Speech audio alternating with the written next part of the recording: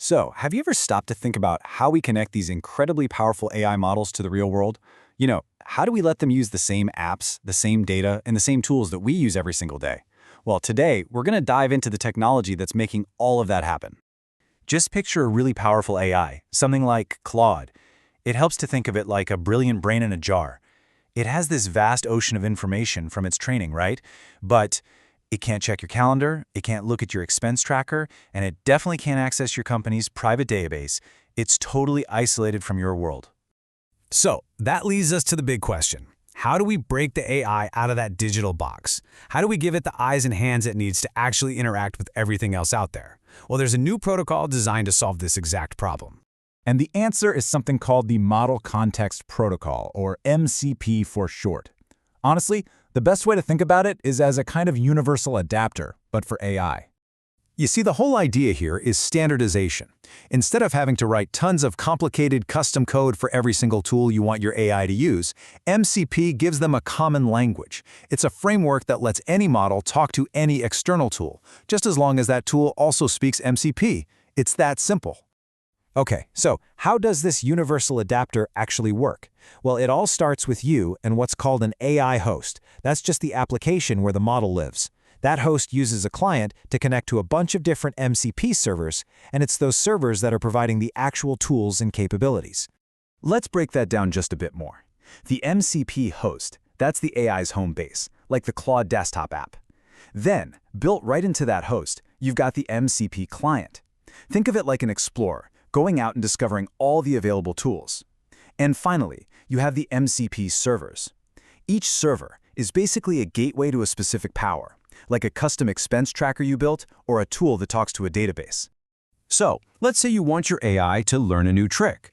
Well, the first thing you need to do is build an MCP server for it. This is literally how you give your AI new superpowers. Now, when it comes to servers, you've got two main flavors. First, there are local servers. These run right on your own computer. They're super fast, completely private, and just perfect for your own personal scripts and tools. On the other hand, you've got remote servers. These guys live out on the internet. They can be shared with your whole team or even the world, which makes them ideal for bigger enterprise-level stuff. And you know what? Creating a remote server is actually way more straightforward than it sounds. First, you just define your tools and code. These are the functions you want the AI to be able to use. Then, you just set the transport to HTTP. Yep, the same thing that powers the entire web. And finally, you just deploy it and make it accessible to everyone. And this really highlights how elegant the whole system is. The core logic of your tool, it doesn't change one bit. By just flipping a single setting from a local command line thing to the web's HTTP, you instantly transform a private personal tool into a shareable global one. It's pretty amazing. All right, so we've built the tools, we've given the AI its superpowers. But how does the AI actually use them? Well, that's where the MCP client comes into play.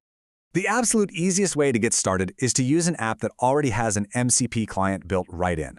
For instance, Claude Desktop lets you connect to your remote servers directly through its settings menu. It's basically your ready-made client, no coding required. But what if you're building your own thing? A completely custom chatbot, maybe an automated workflow, or something totally new? Well, in that case, you're going to want to build your own custom client so you can control the entire experience. Building one isn't as scary as it sounds. It involves a few key steps. First, you use a library that handles all the tricky MCP communication for you. Then, you just tell the client where to find all your servers. After that, you bind those tools to your AI model, which is like handing it a new toolkit. And finally, you just wrap it all up in a nice user interface. Okay, this is where things get really, really powerful. Because when you start combining a custom client with multiple servers, the possibilities just explode. This right here is the real magic of MCP. A single custom client isn't just limited to one server. No way. It can connect to an entire ecosystem of them all at the same time, giving your one AI a whole workshop full of different specialized tools. I mean, just imagine this. One single chatbot that can tap into a private, local server on your machine to do quick math. Then connect to your shared remote server for tracking the team's expenses, and maybe even access a third-party server to generate complex video animations, all from one conversation. And hey, this isn't just some abstract idea. The source material we're looking at walks through building exactly this, a custom chatbot with a simple graphical interface that acts as a central hub for everything. The user just talks to the chatbot, and behind the scenes, it intelligently figures out the right tool for the job, whether it's local, remote, or from a completely different company. And what's the most incredible part of all this?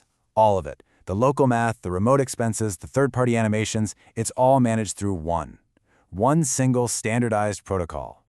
So ultimately, MCP is way more than just a piece of tech. It's really a shift in how we think. We're moving away from a world of messy, one-off integrations to a future where AI capabilities can be snapped together, kind of like Legos.